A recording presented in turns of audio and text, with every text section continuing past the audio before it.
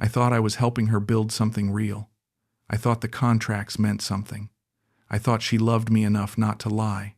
But when I asked to see the books, she just smiled. And I knew I'd lost everything. I met Bianca 6 months after my wife died. 6 months of waking up to silence. 6 months of cooking for one. 6 months of wondering if this was all there was left for me. I was 67 years old, retired from civil engineering, living alone in Newcastle. My daughter Rita had her own life in London.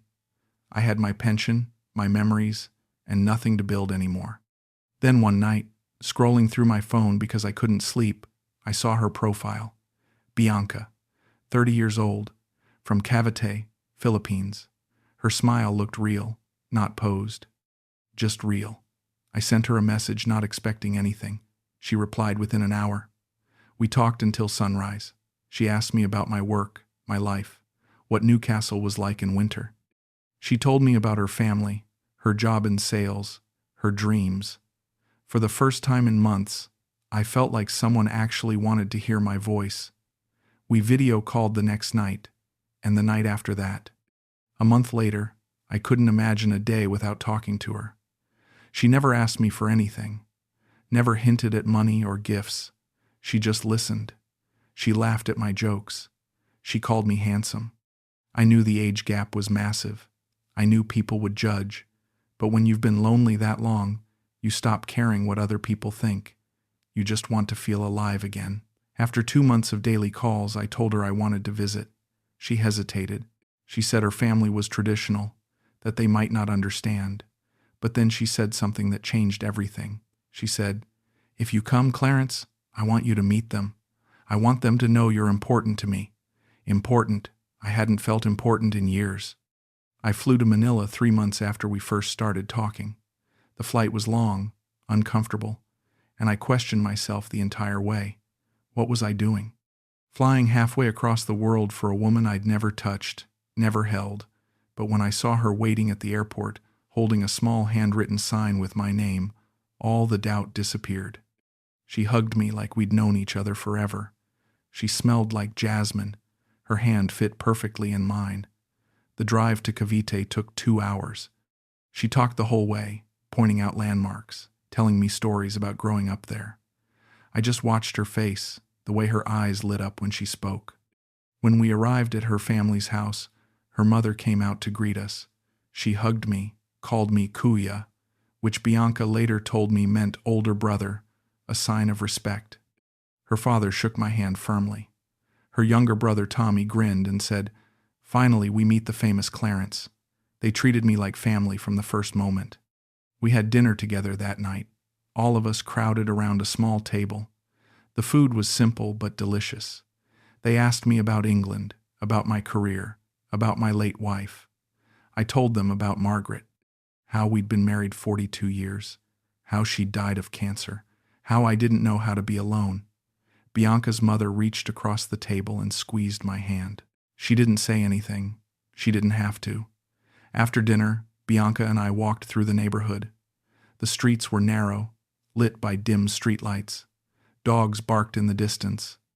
She held my arm as we walked. Then she stopped in front of an empty lot. She said, "I want to show you something." She pulled out her phone and opened a folder full of sketches and photos. Cafe designs, floor plans, menu ideas. She said, "This is my dream, Clarence. I've been saving for 3 years. I want to open a small cafe and event space right here. Somewhere families can gather. Somewhere people feel welcome, like how you felt tonight." I looked at the drawings. They were detailed, thought out. This wasn't some fantasy. This was a real plan. I said, "This is beautiful, Bianca. How much more do you need to save?" She laughed softly. She said, "A lot. Maybe 5 more years, maybe more, but it's okay. Dreams take time." She didn't ask me for money. She didn't hint. She didn't look at me expectantly. She just shared her heart, and I wanted to be part of it. I wanted to matter again. That night, lying in the small guest room in her family's house, I couldn't sleep. I kept thinking about that empty lot, about her sketches, about the way her eyes shined when she talked about her dream. I'd spent 40 years building things, bridges, roads, infrastructure, things that lasted. And now I had money sitting in a bank, doing nothing. My life was behind me. But maybe, just maybe, I could help build something that mattered one more time. The next morning, over breakfast, I asked her more about the business. I tried to sound casual, like I was just curious. I said, "Have you looked into permits? Suppliers? What would it actually take to make this happen?" She glanced at her mother, then back at me. She said, "I have a folder, if you really want to see." I did. We spent the next 2 hours going through everything. She had a location scouted. She had quotes from contractors. She even had a rough timeline. She'd been planning this for years. I said, "What if you didn't have to wait 5 more years? What if you could start now?" She looked at me, really looked at me. She said, "Clarence, I'm not asking you for anything." I said, "I know, but what if I wanted to help?" She shook her head. She said, "I can't let you do that. It's too much." I said, "Bianca, I'm 67 years old. I have more money than I'll ever spend. I have no one to build anything for anymore. Let me do this. Let me help you." Her eyes filled with tears. She said, "Are you sure?" I said, "I've never been more sure of anything." She hugged me. And in that moment, I felt useful again. I felt needed. I felt like my life still had purpose. When I flew back to Newcastle a week later, I couldn't stop smiling. Rita called me the day I got home. She said, "Dad, you sound different. What happened?" I told her about Bianca, about the café, about the investment. There was a long silence. Then she said, "Dad, you just met her." I said, "I know." She said, "You don't really know her." I said, "I know enough." She said, "Please be careful." I said, "I am." But I wasn't. I was in love. And I was terrified of being alone again.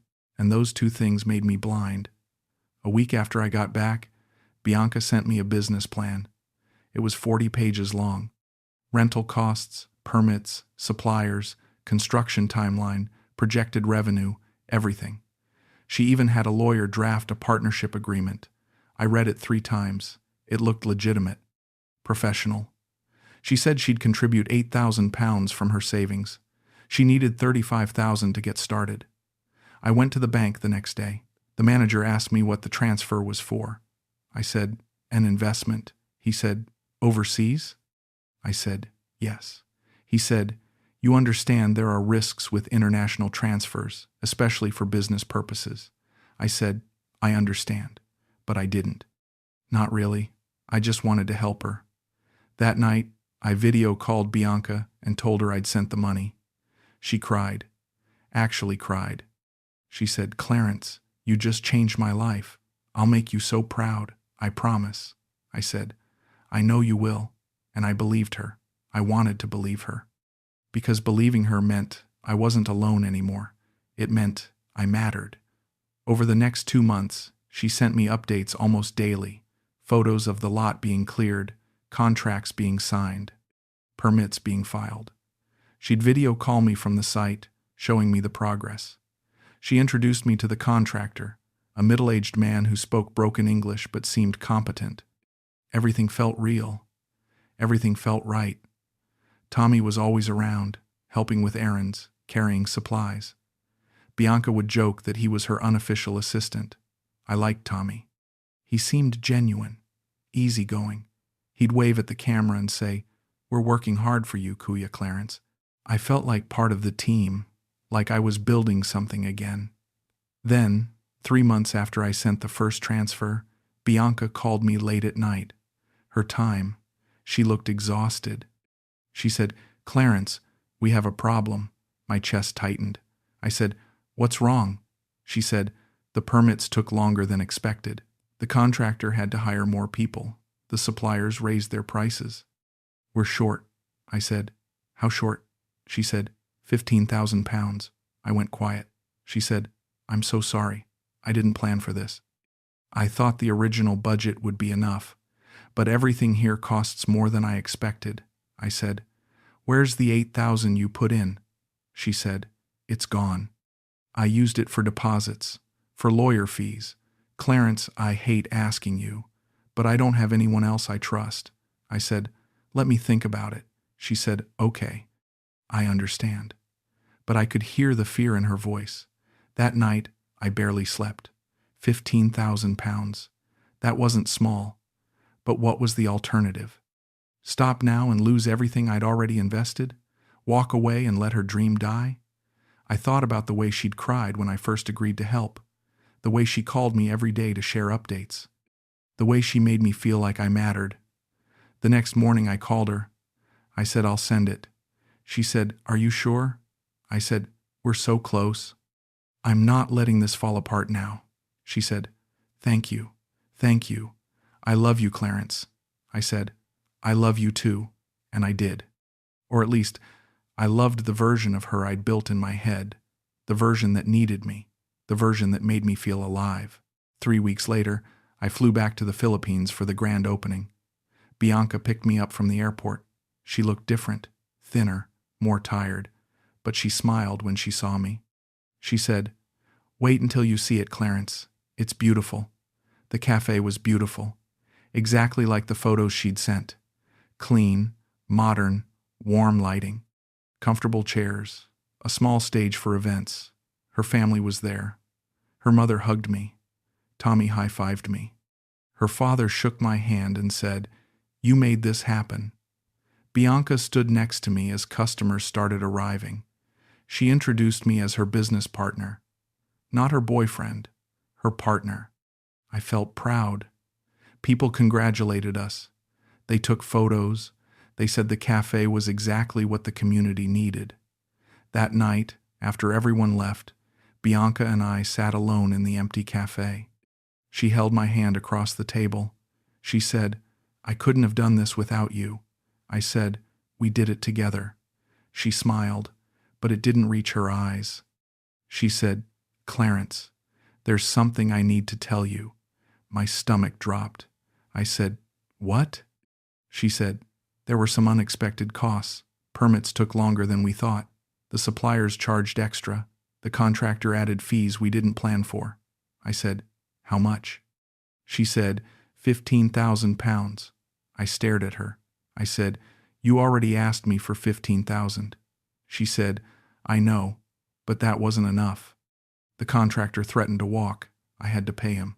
I said, why didn't you tell me before I flew here? She said, because I didn't want to ruin the opening. I didn't want you to think I was using you. I said, are you? She looked hurt.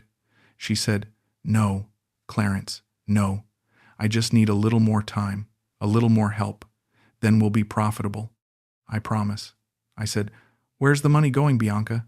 She said, into the business. I can show you receipts. But she didn't. Not that night. I went back to the hotel feeling uneasy, confused. But I told myself it was normal. Businesses need capital. That's how it works, right? 2 days later, I transferred another 15,000 pounds. When I got back to Newcastle, Rita called me. She said, Dad, how was the trip? I said, good. The cafe opened. She said, how much have you given her now? I didn't answer. She said, Dad. I said, 50,000. She went silent. Then she said, 50,000 pounds? Are you insane? I said, it's an investment, Rita, not a gift. She said, do you have anything in writing? Contracts? Proof of ownership? I said, yes. We have a partnership agreement. She said, did you have a lawyer look at it? I didn't answer. She said, Dad, please, stop. You barely know this woman. I said, I know her. She said, you know what she's shown you. That's not the same thing. I said, you don't understand. She said, I understand you're lonely. I understand you miss Mom. But this isn't the answer. I hung up. I didn't call her back for 2 weeks. Because deep down, I knew she was right. And I couldn't admit it. Not to her, not to myself. A month after the opening, Bianca called me with another idea. She said, the cafe is doing okay, but not great. If we expand the menu and open a second location, we could double our income. I said, a second location? Already? She said, I know it sounds fast, but my friend Marlon found the perfect spot. It's in a busy area, lots of foot traffic. This is our chance to go big, Clarence. I said, Who's Marlon? She said, A childhood friend. He's in real estate. He knows the market. I said, How much would this cost? She said, 40,000 pounds. I almost laughed. I said, Bianca, I don't have that kind of money just sitting around. She said, What about your pension? I said, That's my retirement. She said, I know, but this is an investment in our future. Together. I said, Let me think about it. She said, Okay, but Marlon says the spot won't be available long. If we wait, we'll lose it. That night, I couldn't sleep. I thought about the 50,000 I'd already sent. I thought about what Rita said. I thought about Bianca's voice when she said our future. I wanted to believe her. I wanted to believe this was real, that I wasn't just a wallet, that she loved me. The next morning, I called my bank. I liquidated part of my pension, 40,000 pounds. The manager said, Mr. Thompson, are you sure about this? I said, Yes, but my hands were shaking. When I told Bianca I'd sent the money, she screamed, actually screamed with joy. She said, I love you. I love you so much. You won't regret this. Tommy was in the background. I could hear him cheering. She said, Marlon's handling everything. The lease, the permits, everything. This is going to change our lives. I said, Send me updates. She said, Of course, every day. But she didn't. That same day, Rita called. She said, Dad, I heard you pulled from your pension. I said, How did you know? She said, Your bank manager is friends with Uncle Paul. He's worried about you. So am I. I said, I know what I'm doing. She said, Do you? Because from here, it looks like you're being scammed. I said, She's not scamming me. We're building something together. She said, Then show me the contracts. Show me proof of ownership. Show me financial records. I said, I don't have to prove anything to you. She said, Dad, please, I'm begging you. Stop. I said, Rita, I know you mean well, but I need you to trust me. She said, I can't trust this. And I can't watch you destroy yourself. I said, Then don't watch. I hung up. We didn't speak for 3 months, and in those 3 months, everything fell apart. After I sent the 40,000 pounds, Bianca's calls became less frequent. At first, she'd video call me every day. Then it was every other day. Then twice a week. Then once a week. When I asked why, she said she was busy with construction, with permits, with meetings. I said, Can I see progress photos? She sent a few, but they looked staged, empty rooms, generic shots, nothing that showed real work being done. I said, Can I talk to Marlon? She said, He's busy, but I'll tell him you said hi. I said, Bianca, I've sent you 90,000 pounds. I deserve updates. She said, I know, and I'm grateful. But you have to trust me. Trust, that word again. I started checking my phone every hour, waiting for her to call, waiting for updates. I couldn't focus on anything else. I couldn't sleep. I'd wake up at 3 in the morning and check WhatsApp to see if she'd messaged. She hadn't. I asked about the cafe's earnings. She said, The accountant is organizing everything. I'll send the reports soon. I asked when I could visit. She said, Not yet. It's not a good time. Maybe next month. I said, Is something wrong? She said, No, everything's fine. Just trust me. But I didn't trust her. Not anymore. I just didn't want to admit it. One night, I couldn't take it anymore. I called her at 2 in the morning my time. She didn't answer. I called again. Nothing. I sent a text. Bianca, I need to talk to you. Please. She replied 3 hours later. Sorry, I was sleeping. Can we talk tomorrow? I said. Why does it feel like you're avoiding me? She said, I'm not. I'm just busy. Please, Clarence, trust me. Everything's fine. But it wasn't fine, and I knew it. I just didn't know how bad it really was. I booked a flight without telling her. I needed to see the business. I needed to see her. I needed to see something real. When I landed in Manila, I texted her. I'm here. She didn't respond for 6 hours. When she finally did, she said, "What? Why didn't you tell me?" I said, "I wanted to surprise you." She said, "I'm out of town. Family emergency."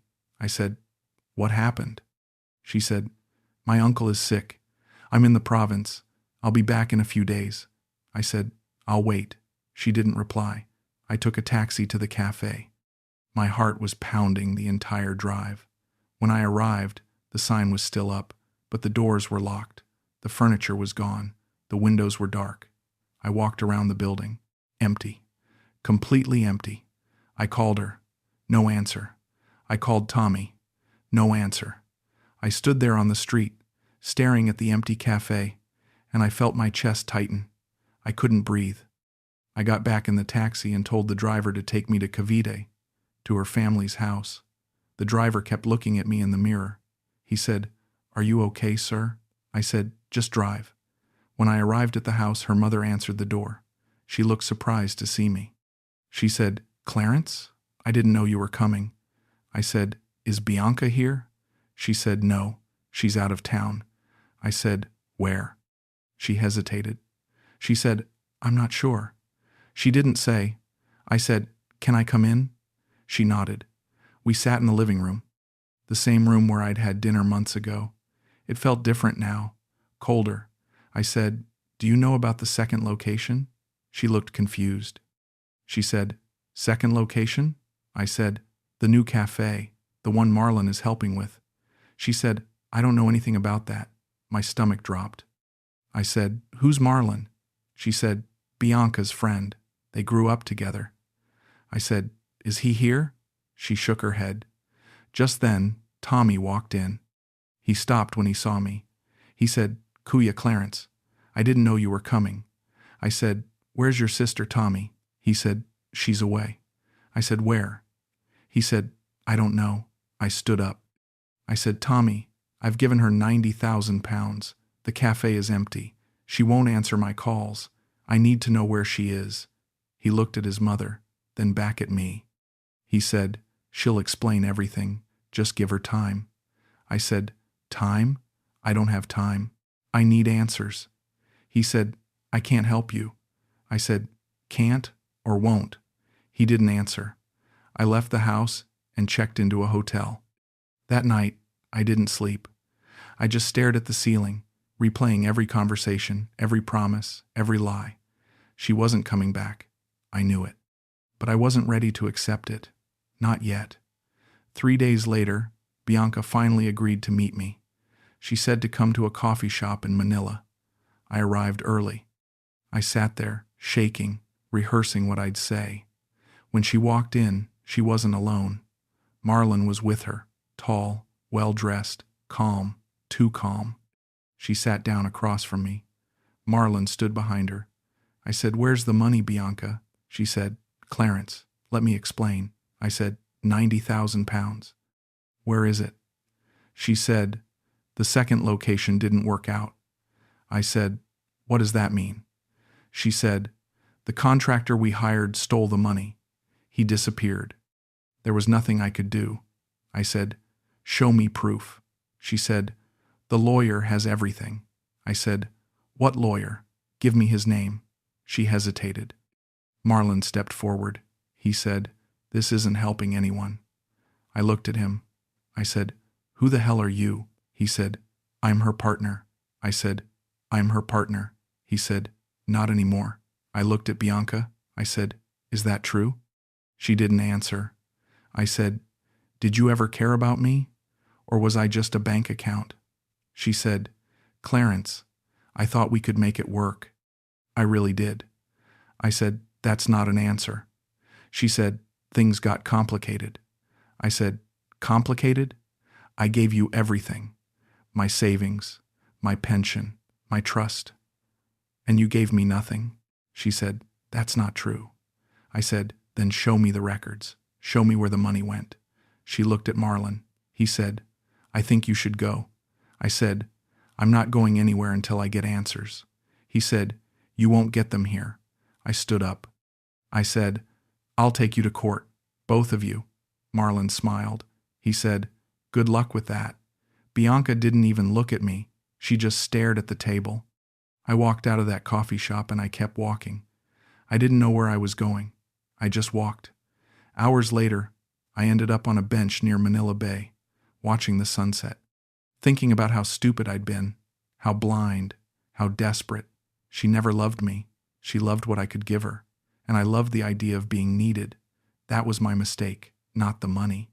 The belief that someone could love me just for being me. I flew home the next day. I didn't say goodbye to Bianca. I didn't go back to her family's house. I just left. When I landed in Newcastle, it was raining, cold, gray, exactly how I felt. Rita came to visit a week later. She didn't say I told you so. She just hugged me. We sat in my living room, not saying anything for a long time.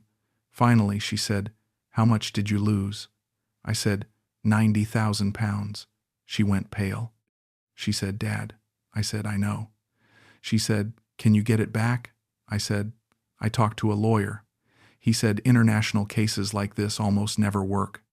The contracts I signed aren't enforceable in the UK. And even if they were, Bianca and Marlon could just disappear." She said, "I'm so sorry." I said, "It's my fault. I knew better. I just didn't want to be alone." She said, "You're not alone, Dad. You have me." I said, "I know, but I felt alone, more alone than I'd ever felt, because now I knew the truth. I'd traded my financial security for a fantasy, and I'd lost both. 6 months passed. I didn't hear from Bianca. I blocked her number. I deleted WhatsApp. I stopped checking my email. I tried to move on. Then one morning, I got a text from an unknown number. It said, "Kuya Clarence, it's Tommy. I need to tell you something." I stared at the message for 10 minutes before I replied. I said, "What?" He said, "Bianca opened another business in Makati. She's telling people you were a difficult investor, that you backed out." I said, "That's a lie." He said, "I know.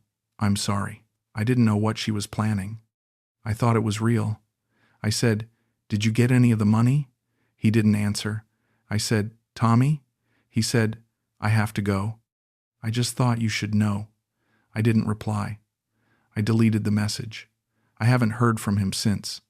Some nights, I still think about her, about the café that never was, about the promises that meant nothing, about the way she cried when I first agreed to help. I wonder if any of it was real, if she ever felt anything for me, or if I was just a mark. A lonely old man with money, easy to manipulate, easy to forget. I don't hate her. I wish I did. Hate would be easier. Instead, I just feel tired and stupid and sad. I lost 90,000 pounds. But I lost something more important than that. I lost my ability to trust, to believe, to hope, and I don't know if I'll ever get that back. My pension is gutted. I'll have to live more carefully now. No more trips, no more spontaneous purchases, just surviving on what's left. Rita checks on me every week. She's worried I'm depressed. Maybe I am. I don't sleep well. I don't eat much. I spend most of my time sitting in my living room, staring at the rain. Sometimes I think about going back to the Philippines, confronting Bianca one more time, demanding answers. But what would that change? She made her choice, I made mine, and now I have to live with it. The worst part isn't the money. It's knowing that I let it happen, that I saw the red flags and ignored them, that I chose to believe the lie because the truth was too painful. I wanted to be needed. I wanted to matter.